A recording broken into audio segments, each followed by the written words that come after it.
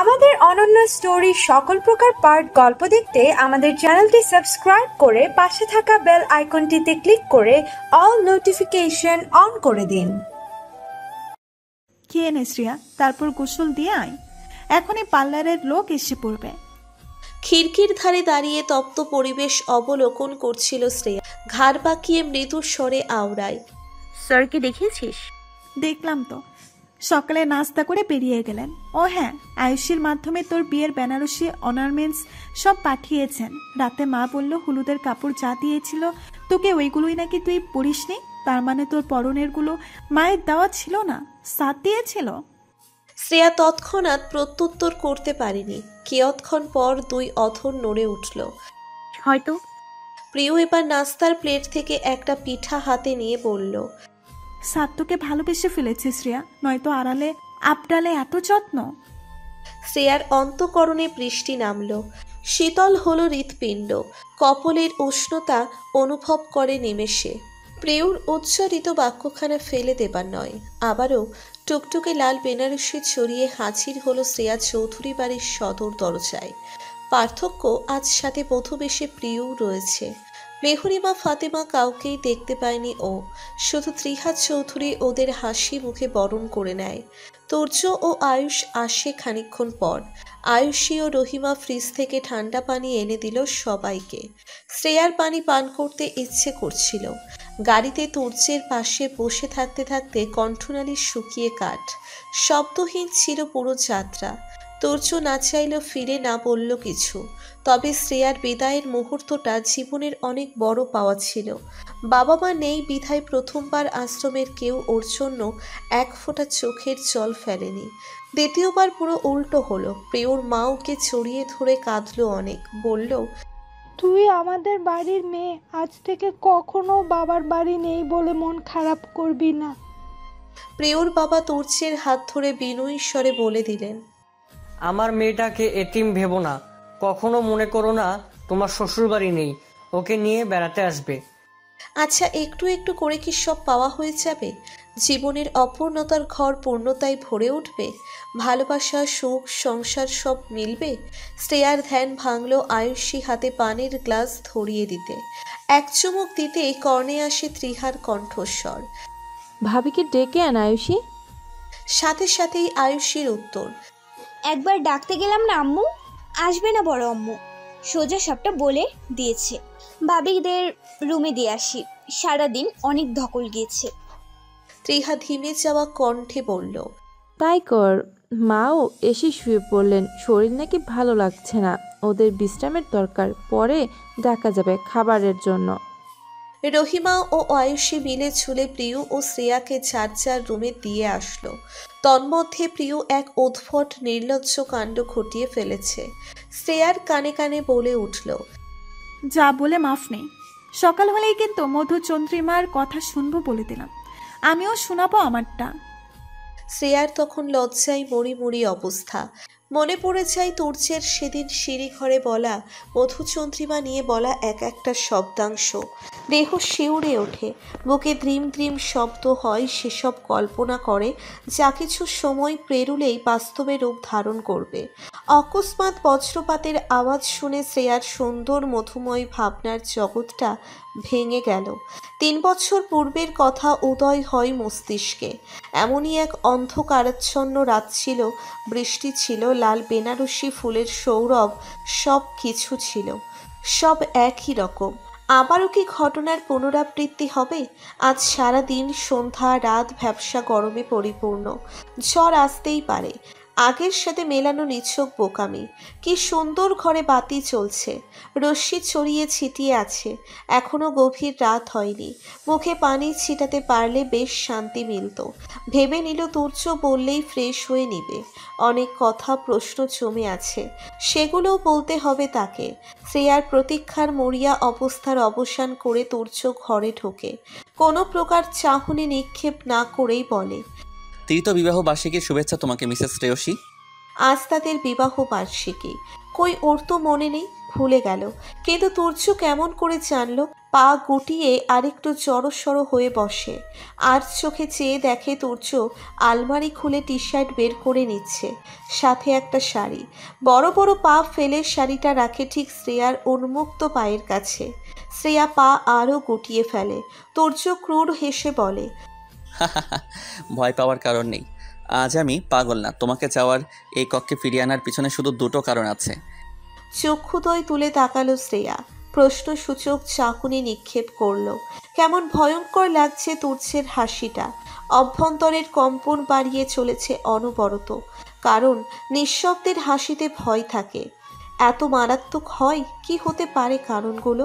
তুর্য ওর সামনে বসে বিছানার উপর রাখা কোমল হাতটা আলতো করে ছুঁয়ে দেয়, গাঢ় স্বরে বলে, 1, তুমি আমার অর্ধাঙ্গিনী।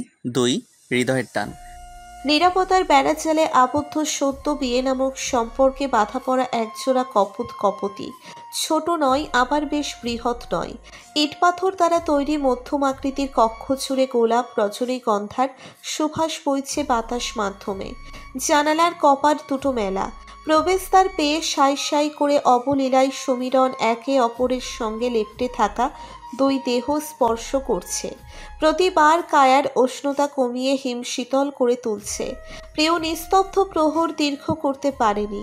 প্রশস্ত শক্ত বুকে নিজেকে আরও একটুখানি গটিয়ে নিল। চোরের টেনেছিনির শব্দ বাড়ি খেল দেওয়ালে দেওয়ালে। স্পষ্টত দেখতে পাই আয়ুষ প্রিয় কাঁপছে। বৃষ্টি মুখর নিশীথিনী মানে নিঃসন্দেহে প্রকৃতির নির্জীব ঠান্ডা আর্দ্র সিক্ত রূপ। বাহিরের বাতাসের কারণে শীতলীকরণ যন্ত্র বন্ধ হওয়া সত্ত্বেও কক্ষটা অতিরিক্ত ঠান্ডা হয়ে আছে। মনে হচ্ছে এই বুঝি বরফে পরিণত লাভ করবে। এমনিতেই কিছুক্ষণ পূর্বে ঘরে ঢুকে প্রিয়কে ছুতেই অনুভব করে ওর গায়ের তাপমাত্রা স্বাভাবিক নয়। তবুও মেয়েটা দিব্যি লাজুক ভঙ্গিতে বসেছিল। তার জন্য সেকেন্ড মিনিট অতিক্রম করেছে অপেক্ষায়। শুধু যে এই কয়েক মিনিট প্রতীক্ষায় কাটিয়েছে এটা নিতান্ত ভুল। কেননা মেয়েটা বছরের পর বছর আশা বুনন করেছে তার থেকে একটু ভালোবাসা পাওয়ার নিমিত্তে। আয়ুষ প্রিয়কে বুক থেকে সরিয়ে উঠে দাঁড়ালো। হতভম্ব হয়ে গেল প্রিয়। ব্যগ্র কণ্ঠে বলল, কোথায় যাচ্ছ? জানালাটা বন্ধ করে আসি প্রিয়, তোমার শরীর কাঁপছে জ্বরে। আর তুমি ফ্রেশ হয়ে নাও, নিচে যাবে খেতে। রুমে এসেছি পর্যন্ত জড়িয়ে ধরে আছো। কই গিয়ে হাজবেন্ড এসে তোমাকে ছোবে না? তা না, তুমি নিজেই বলা নেই কওয়া নেই বুকে ঝাঁপিয়ে পড়লে। আমি কি এত নির্লজ্জ প্রিয়কে বিয়ে করে এনেছি? লজ্জায় আড়ষ্ট হয়ে বসে রইল প্রিয়। আয়ুষের কণ্ঠে দুষ্টুমির ছাপ বিশদ। এই প্রথমবার আয়ুষ তাকে এমন করে লজ্জা দিল। ঘরে ঢুকে ওকে স্পর্শ করতেই উত্তেজিত হয়ে জড়িয়ে ধরে আয়ুষকে। প্রিয় মানুষটাকে অনেক সাধনার পর পাওয়ার ফলে অস্থিরতা চেপে রাখতে পারিনি। আয়ুষ জানালা বন্ধ করে পর্দা টেনে দেয়। নর্মাল একটা শাড়ি এনে প্রিয়র হাতে ধরিয়ে দিয়ে বলল, এত ভারী কাজের বেনারসি পরে আছো, কষ্ট হচ্ছে না? এর জন্যই বোধহয় জ্বর উঠেছে। যাও পাল্টে ফেলো। আমি রহিমা খালাকে আমাদের খাবারটা রুমে পাঠিয়ে দিতে বলি। আমার কাছে ওষুধ আছে, খাবার খেয়ে মেডিসিন নিবে, তারপর ঘুম। প্রিয় তরাক করে লাফিয়ে উঠল। চক্ষুদ্বয় বড় বড় করে প্রশ্ন করে বসে। ঘুম? ভ্রু কুচকে তাকালো আয়ুষ, গলা ঝেড়ে বলল, ঘুমাবে না তো কি করবে? প্রিয়র ইচ্ছে করছে আয়ুষের মাথায় চাপড় মেরে বলতে, বাসরাতে মানুষ কি করে? বিড়াল মারে না? তুমি শিখনি মারা? রসকসহীন মানুষ একটা। কিন্তু লজ্জায় কিছু বলতে পারল না। কিঞ্চিত রেগে বিছানা ছেড়ে শাড়ি নিয়ে ওয়াশরুমে ঢুকে পড়ল। মিনিট কয়েক অতিবাহিত হতেই দরজা মেলে রিনরিনের স্বরে বলল, আয়ুষ, এদিকে আসো তো। পাঞ্জাবি পরিবর্তন করার প্রস্তুতি নিচ্ছিল আয়ুষ। প্রিয়র মোলায়েম কণ্ঠের ডাক অবজ্ঞা করার সাহস হয়নি তার। কিন্তু ওয়াশরুমে কেন ডাকছে মেয়েটা?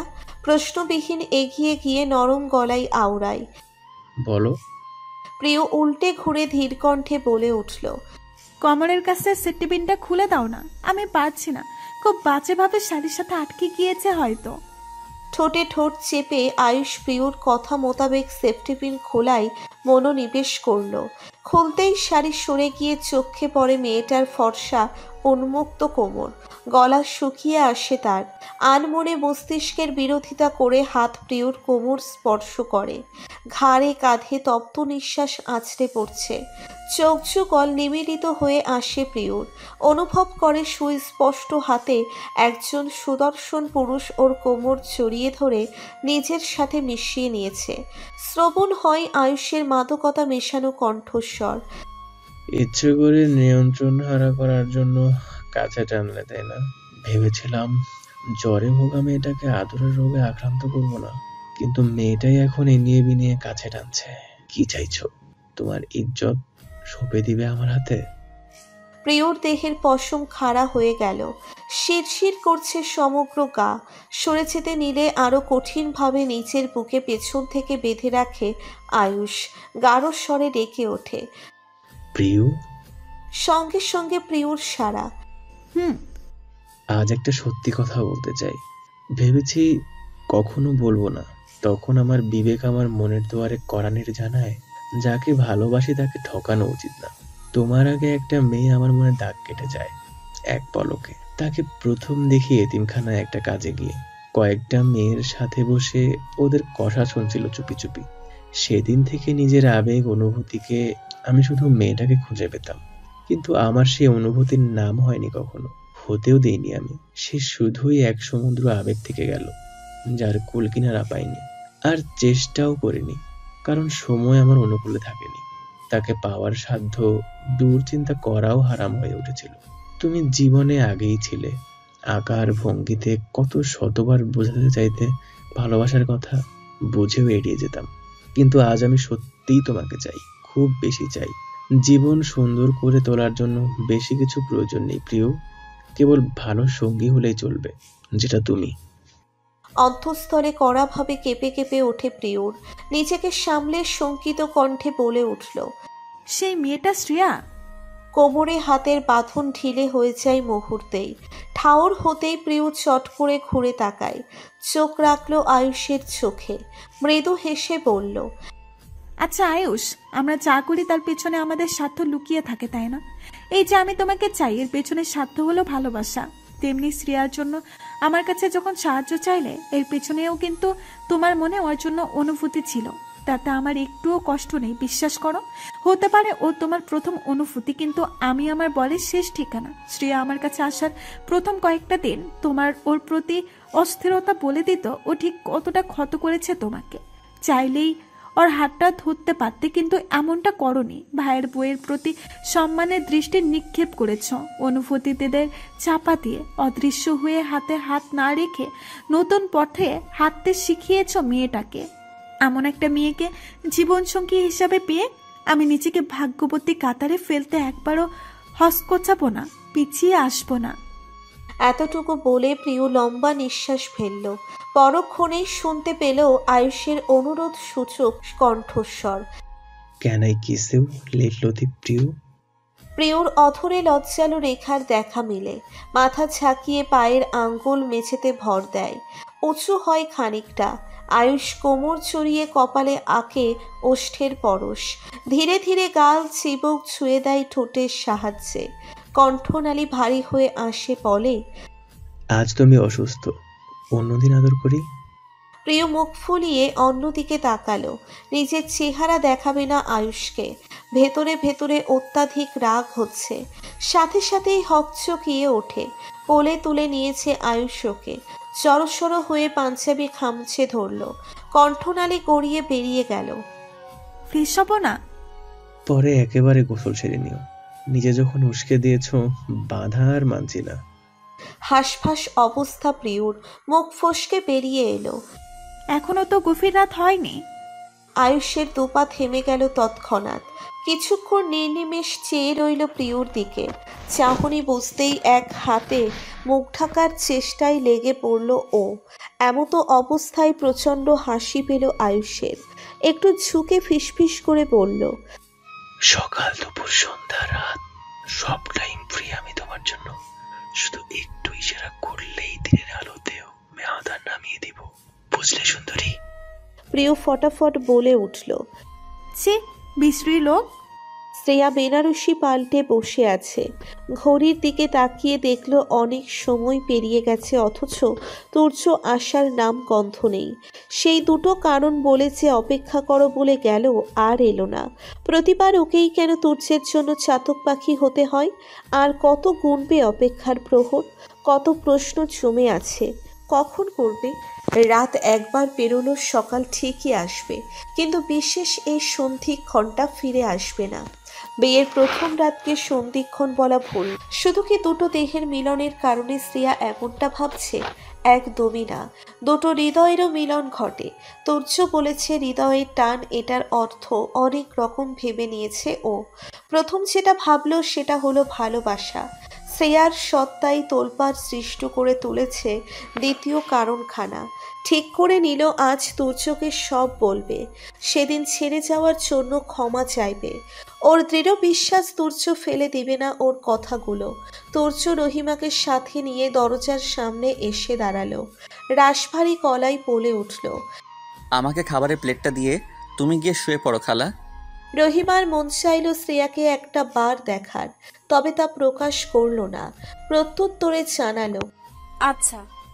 তুর্য ওনার হাত থেকে প্লেটটা নিয়ে দরজা ঠেলে ঢুকে পড়ল। সোফার সামনে অবস্থিত ছোট টি টেবিলটার উপর প্লেটটা রেখে বলল, খেয়ে নাও। নানান চিন্তায় এতটাই মশগুল শ্রেয়া ঘুণাক্ষরেও রুমে কারো প্রবেশের টের পায়নি। গম্ভীর স্বর কর্ণপাত হওয়া মাত্রই হুড়মুড়িয়ে উঠে দাঁড়ালো। প্লেটের দিকে চেয়ে নিম্ন স্বরে বলল, আপনি খাবেন না স্যার? তুর্য মোবাইলটা হাতে নিয়েছিল সবে। নরম মায়াময় কণ্ঠস্বর শ্রবণনালী ভেদ করে সোজা গিয়ে বিঁধল হৃদয় স্থলে। তৎপরে কপাল কুঁচকে এলো, বিরক্ত ভঙ্গিতে বলল, খেয়ে নিয়েছি।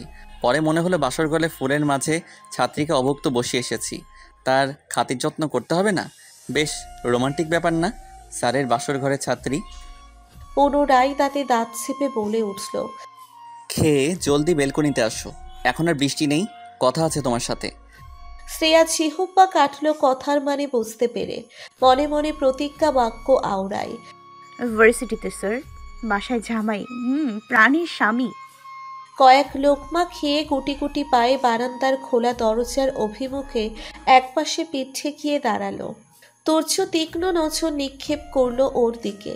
লম্বা বলিষ্ঠ হাততারা টেনে নিকটস্থে এনে হাজির করে। আকস্মিক টানে একটু ব্যথা অনুভব করে শ্রেয়া। চোখ কুঁচকে আসে, পানি পড়ায় পিচ্ছিল মেঝেতে পড়তে গিয়েও বেঁচে যায়। একদিনের পরিচয়ে তুর্যের স্পর্শে এত রুষ্টতা অনুভব করেনি। মনটা কেমন ভীরু ভীরু হয়ে পড়ছে। ভীত কণ্ঠে জিজ্ঞেস করে, কি বলবেন?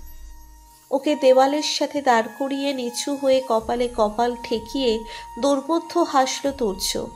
এক হাতের 5 আঙ্গুলে আঙ্গুল আবদ্ধ করল। নাকে নাক ছুঁয়ে দিয়ে চক্ষু মেলে প্রগাঢ় দৃষ্টিতে তাকিয়ে রইল নিষ্পলক। গরম নিঃশ্বাসে গালের আস্তরণে ঢাকা পড়েছে শ্রেয়ার শ্বেত ত্বক। নিঃশ্বাস আলিঙ্গনে ক্ষীণ কাঁপছে নরম গোলাপি অধর যুগল। নিমেষেই তুর্যের কণ্ঠে ক্রুদ্ধতার ছোঁয়া। পাগলরা কি মানুষের কাতারে পড়ে না? অন্য গ্রহের প্রাণী, তাদের সাথে সংসার করলেই মরণ।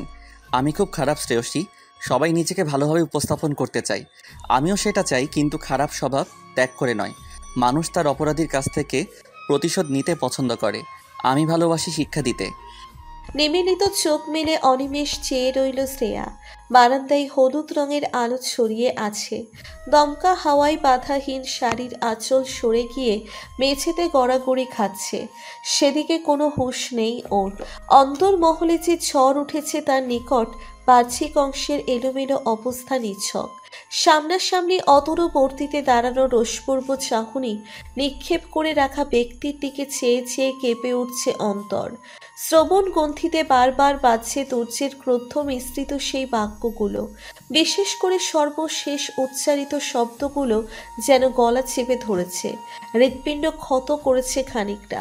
তবে বিষাদজনক হলেও এটাই হবার ছিল হয়তো। কেন মেনে নিবে তুচ্ছ তাকে ছেড়ে যাওয়া, নিজের স্বার্থে পালিয়ে যাওয়া মেয়েটাকে? অহমিকা কেন ছেড়ে গিয়েছিল কারণটা ওর জানা নেই, তবে নিজ প্রয়োজন ছাড়া যায়নি নিশ্চয়ই। তাহলে তার আর অহমিকার মাঝের তফাৎ কই? তুর্য অহমিকাকে ক্ষমা করেনি, ওকে কেন করবে? অপরাধটা সমান, শাস্তি সমান হয়নি। ফিরিয়ে আনার দুটো হেতুর প্রথমটা খুব ভালোভাবে বোধগম্য হলো শ্রেয়ার। অর্ধাঙ্গিনী বলেই ও একটা সুযোগ পেয়েছে, যেটা মিলেনি অহমিকার।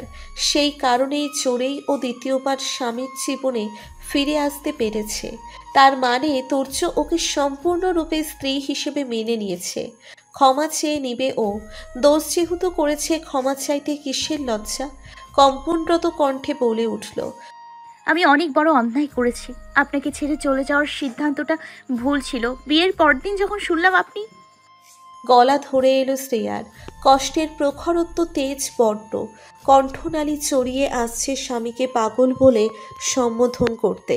কেউ যেন ওর বাক শক্তি কেড়ে নিয়েছে, পারবে না বলতে। দেওয়াল ঘেঁষে বসে পড়ল ভেজা মেঝেতে। ছিটা বৃষ্টিতে সব ফোঁটা বেঁকে এসে ভিজিয়ে দিয়ে যায় বারান্দার অনেকখানি জায়গা। দৃষ্টি নিম্ন দিকে নিবদ্ধ ওর। তুর্য দেওয়াল থেকে হাত সরিয়ে এনে বারান্দায় পাতা চেয়ারে বসল। শ্রেয়ার দিকে দৃষ্টি মেলে ধরতেই বক্ষ স্পন্দন ছুটতে শুরু করে নিয়ন্ত্রণহীন, অস্বাভাবিকভাবে। তড়িঘড়ি করে চোখ সরিয়ে মাথার চুল টেনে ঝাঁঝালো কণ্ঠে বলল, নিজের কথা সমাপ্ত করবে নাকি আমাকে বলতে দিবে? এখনও শিক্ষা দেওয়ার সূচনাটাই হলো না, আর তুমি দিন দুনিয়া ভুলে গেলে? আঁচল ঠিক করো, নইলে আমি করতে গেলে কিন্তু রেহাই পাবে না। নারীর কোমল দেহ দ্বারা পুরুষের শারীরিক চাহিদা মেটাতে কিন্তু ভালোবাসা লাগে না, ভালোবাসা উজাড় করে দিতে হয় নারীর মন জিততে। এই মুহূর্তে তোমার অঙ্গের সৌন্দর্য কিন্তু আমার ভিতরকার অস্থিরতা, হিংস্রতায় পরিণত করার চেষ্টা করছে। তুমি কি চাও? প্রেম মিশিয়ে ছুঁই নাকি চাহিদা পূরণের লক্ষ্যে? শ্রেয়ার বুকটা ধক করে উঠল। প্রেম? চাহিদা? তুর্যের প্রতিনিয়ত কাছে আসা, লজ্জা দেওয়া, এসব কি প্রেম ছিল না? মাথাটা ধরে আসছে। শাড়ির আঁচল টেনে বুকে জড়িয়ে ধাতস্থ স্বরে বলল, আমার প্রতি ভালোবাসা নেই আপনার? না থাকলে হৃদয়ের টান কেন বললেন? তুর্য ঠোঁট কামড়ে তাচ্ছিল্যের সহিত হাসে, বলে, এই হৃদয়ের টানটাই তোমাকে ফিরিয়ে আনতে বাধ্য করেছে। তার মানে কি অল্প কয়েকদিনের পরিচয়ে আমি তোমাকে ভালোবেসে ফেলেছি? এমনটা নয়। অতি সূক্ষ্ম উত্তপ্ত একটা নিঃশ্বাস খোলা আকাশপানে বিমোচন করে দিল। ঘুরে বসল শ্রেয়ার দিকে। ততক্ষণে শ্রেয়া উঠে দাঁড়িয়েছে। তুর্য তীক্ষ্ণ দৃষ্টি নিক্ষেপ করে বলে, যেদিন জানতে পারি আমি বিবাহিত, আমার মানসিক অসুস্থতার সুযোগে পরিবার যত্ন আত্মীর জন্য একটা এতিম মেয়েকে আমার বউ করে এনেছে, সারা শরীর গরম হয়ে ওঠে, মাথায় রক্ত চেপে বসে। কিন্তু আশ্চর্যের বিষয়, সুস্থ হবার কয়েক মাসেও কথাটা আমার কানে পৌঁছায়নি। জানতে পারলাম চট্টগ্রাম যাবার ঠিক আগের দিন। বুঝলাম কয়েক মাসে কেউ বলেনি, তার মানে বছর চলে গেলেও বলবে না। তাই আড়ালে আমার হারিয়ে যাওয়া বউয়ের খোঁজ চালালাম। শুধু যে বউ পালিয়েছে সেটা জেনেছি তা নয়, এটাও জেনেছি বাসরতে বউ আমার হাতে আহত হয়েছে। তার পরের দিন পালিয়ে গিয়েছে মেয়েটা। অভিযান চালিয়ে প্রথমে খুঁজে বের করি সেই কাজীকে, যিনি আমাদের বিয়ে পড়িয়েছিলেন। তার মাধ্যমেই মেয়ের নাম জানতে পারি, হুমায়রা তাসনিম। লোক লাগিয়ে এই নামের মেয়েটার ছবি, অন্যান্য তথ্য বের করি। ছবি পেলাম একটা ছোটবেলার, তথ্য পাইনি খুব একটা। সব কাগজ উধাও হয়ে গিয়েছিল। ঠিক উধাও হয়নি, আমার মা সরিয়ে দিয়েছিলেন। মেয়েটাকে এক নজর দেখার ইচ্ছা ছিল, সংসারের কথা ভাবিনি, কারণ স্বার্থপর মেয়েদের ঘৃণা করি আমি। মেয়েটার ছোটবেলার একটা ছবি পেলাম, সেই ছবি কাল হয়ে দাঁড়ালো তোমার জন্য, আমার জন্য। আগে না দেখা বউকে দেখতে চেয়েছিলাম, তার ছোটকালের ছবি দেখে সেই ইচ্ছে দ্বিগুণ হয়ে গেল। মানুষ মস্তিষ্ক ও হৃদয়ের কথাতেই চলে, কিন্তু বেশিরভাগ মানুষ তার মস্তিষ্কের চেয়ে হৃদয়ের দেওয়া ইশারাকে প্রাধান্য দেয় বেশি। আমার ক্ষেত্রেও এর ব্যতিক্রম ঘটেনি। আমি আমার বউয়ের জন্য টান অনুভব করি, তার বর্তমান মুখটা দেখার টান, তাকে নিয়ে সংসার করার টান। চট্টগ্রাম থেকে ঢাকা আসি নিজ হাতে তাকে বের করার জন্য। সেদিনই ডিপার্টমেন্টের প্রত্যেকটা স্টুডেন্টের রেজিস্ট্রেশন কাগজগুলো মেইল করেন স্যার চেক করার জন্য। সেখানেই একটা ছবি ও নাম দেখে আমার খোঁজা রীতি টানতে হয়। তোমার ছবি, তোমার নাম শিওর হবার জন্য তোমার বাবা মার পরিবারের ব্যাপারে তথ্য বের করতে গিয়ে শুনি তোমার বাবা পাগল ছিল, তোমার মাকে খুন করেছে মানসিক ভারসাম্য হারিয়ে। Am I right?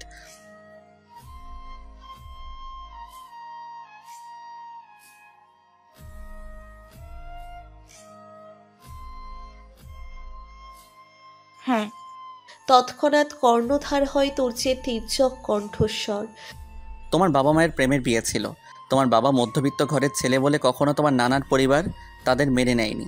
বিয়ের 1 বছরের মাথায় তোমার বাবার দুর্ঘটনাজনিত কারণে মানসিক রোগী হয়। তখন তুমি গর্ভে। চাইলে কিন্তু তোমার মা তোমার পাগল বাপকে ছেড়ে চলে যেতে পারতো। বড় বাড়ির মেয়ে নিঃসন্দেহে অন্য কেউ বিয়ে করে ফেলতো, কিন্তু কেন যায়নি বলো তো? হয়তো তোমার মা বুঝতো পরিস্থিতি মোকাবেলা না করে নিজের স্বার্থের জন্য ছেড়ে যাওয়াটা উচিত না। প্রেম ভালোবাসা এতটাই তুচ্ছ, যেই মা কখনো নিজের পাগল স্বামীকে ছেড়ে যায়নি, তার মেয়ে স্বামী পাগল জানতেই জান হাতে নিয়ে পালিয়েছে। শ্রেয়ার সর্বাঙ্গে কম্পন ছড়িয়ে পড়ল। টলমলো পায়ে তুর্যের কাছে এগিয়ে এসে কিছু বলতে চাইলে তুর্য হাত ধরে সামনের চেয়ারে বসিয়ে দিল ওকে। কাঁপছো কেন?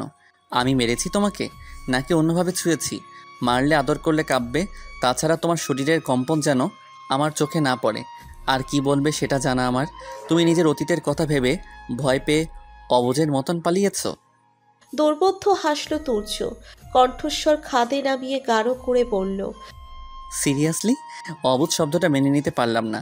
শুনেছি তোমার মতেই নাকি বিয়ে হয়েছিল, তাহলে রাতারাতি মতামত পাল্টে গেল কেন? মত নিশ্চয়ই ভালোবেসে দিয়েছিলে সুখে থাকার আশায়। যখন দেখলে হাজব্যান্ড পাগল, বাবার কথা মনে করে ভয় পালালে। সেই ভয়ের পিছনেও কিন্তু তোমার স্বার্থ লুকিয়েছিল। পাগল স্বামীর সাথে সুখী হতে পারবে না, এটাই মুখ্য কারণ চলে যাওয়ার। জীবন তো একটাই, যদি অন্যের জন্য সেটা বিলিয়ে দাও তাহলে আর সুখ এলো কই? ভালো থাকার জন্য গিয়েছিলে, সুস্থ হয়ে শিক্ষা দিতে ধরে বেঁধে নিয়ে এলাম বউ। ছেড়ে যাওয়া কোনো কিছুর সলিউশন হয় না। তোমার মায়ের চরিত্রটার প্রতি সম্মান জেগেছে, আর তোমার চরিত্রটা আমাকে বিক্ষিপ্ত করেছে। তবুও তুমি খুব ভাগ্যবতী। স্বার্থপরদের আমি ঘৃণার লিস্টে রাখি, তুমি সেখানে জায়গা করতে পারলে না।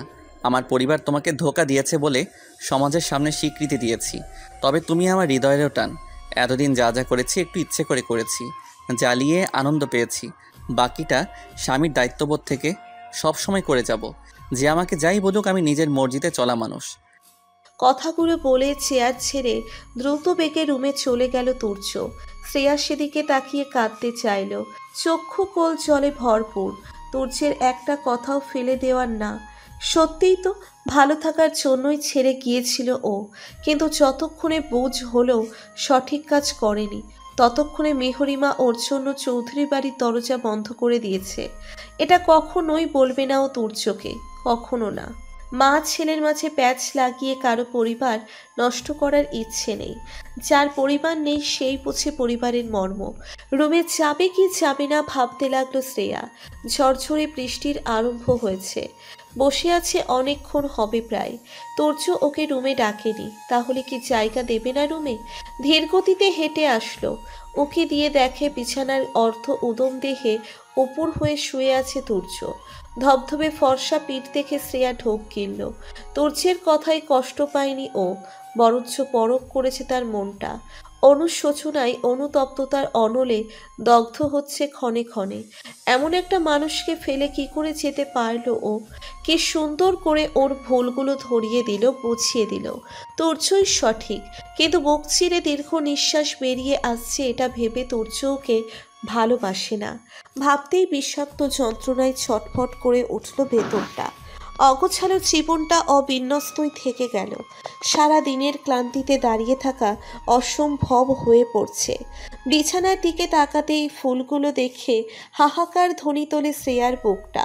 মেঝেতে শোয়ার কথা ভাবতেই তুর্যের রাগান্বিত গম্ভীর কণ্ঠনালী ভেসে আসে। এত টাকা দিয়ে বাসরঘর সাজিয়েছি, তুমি নায়িকা সেজে মেঝেতে ঘুমানোর জন্য? তাড়াতাড়ি বিছানায় শুয়ে ঘুমিয়ে আমার ফুলের টাকা উসুল করে দাও। শ্রেয়া বিস্ময়কর দৃষ্টিতে চেয়ে রইল নিষ্পলক নির্নিমেষ। একটা লোক কিছুক্ষণ আগেও কঠোর গলায় কথা বলে আবার হেয়ালিপানা করে কেমন করে? শাড়ির সামনে বিছানায় উঠতেই তুর্য ওর দিকে মুখ করে শুয়ে পড়ল। শীতল কণ্ঠে বলল, শুয়ে পড়ো। শ্রেয়া ঢের অস্বস্তিতে পড়ে গেল। শুয়ে পড়ল বেশ দূরত্ব রেখে। নিমেষেই তুর্য ঘোর লাগানোর স্বরে বলে উঠল, দূরত্ব রেখে শুয়েছ ভালো কথা। দেখো, খালি শরীর পেয়ে আবার চুমুক খেতে খেতে রাত পার করে দিও না। তোমার চোখে আমি স্পষ্ট ভালোবাসা দেখতে পেয়েছি আমার জন্য। সো সুযোগ পেয়ে লেগে যেও না আবার। পরে যা হবে তার দায়ভার তোমার। কেঁদে কেঁদে ভাঙা গলায় বলতে পারবে না, স্যার আপনি আমাকে ভালোবাসা ছাড়া এত নিষ্ঠুরভাবে কামড়ালেন কেন? শ্রেয়া ঝটপট শাড়ি ঠিক করে উল্টে ঘুরে শুয়ে পড়ল। গলা শুকিয়ে এসেছে ওর। তোর্যের মুখোমুখি হওয়া মানে শ্বাসরুদ্ধকর অবস্থা। লজ্জায় দুই কপালে তপ্ততা ছেয়ে গেছে। পরক্ষণে ব্যথায় জর্জরিত হয়ে পড়ে হৃদয়স্থল। এটা মনে পড়তেই তোর্যের শব্দ ওকে শিক্ষা দেওয়ার জন্য, জ্বালানোর জন্য বলা। তসবিহ হাতে নিয়ে বসার ঘরে এলেন ফাতেমা চৌধুরী। রহিমাকে উদ্দেশ্য করে বললেন, তাড়াতাড়ি চা দে। সূর্য হাওনের আগে চা খাইয়া রুমে গিয়া অসুখের ভান ধরে পড়ে থাকুন। এনে আইয়া চা না খেলে শান্তি লাগে না। যা যা। রহিমা হেসে রান্নাঘরে চলে গেল। খানিক সময় বাদে ফিরে আসে হাতে চা নিয়ে। ঘড়িতে তখন সবে 7টা। এখনো মেহরিমা, ত্রিহা কেউই রুম থেকে বেরোয়নি। চা দেখেই খুশিতে হাতে নিয়ে এক চুমুক দিয়ে বলে উঠলেন, পরানটা জুড়ায় গেছে রে রহিমা। আমার জীবন নষ্ট কইরার কি কি জোড়াইছে তোমার? গম্ভীর কণ্ঠ শুনে চা মুখ থেকে ছিটকে পড়ল ফাতেমার সাদা কাপড়ের উপর। বয়স্ক ত্বক কুঁচকে গেল নিমেষেই। ভয়ে সেটে গেলেন তিনি। হাতে নাতে ধরা পড়ে গেলেন। দেখলেন তুর্য বড় বড় পা ফেলে ওনার সামনের সোফায় বসেছে। পরনে 3/4 প্যান্ট, কালো টি শার্ট, মুখভঙ্গি কঠিন। রহিমাকে কফি দিতে বলে ভেজা চুলে হাত বুলিয়ে বলল, কাপড়টা নষ্ট করে ফেললে? এমন বাচ্চামো করো কেন ফাতু? এই বাচ্চামো করেই বুঝি বউ জুটিয়ে দিলে আমার কপালে? যাক, উপকার হলো। তাকিয়ে দেখো তো, আমার স্কিন আজ অনেক গ্লো করছে, তাই না? ফাতেমা চৌধুরী ভীত হয়ে মুখ কাচুমাচু করে বসে আছেন। তার উত্তরের অপেক্ষা না করে আরেকটু নিচু কণ্ঠে বলল তুর্য, সবই বউয়ের কামাল।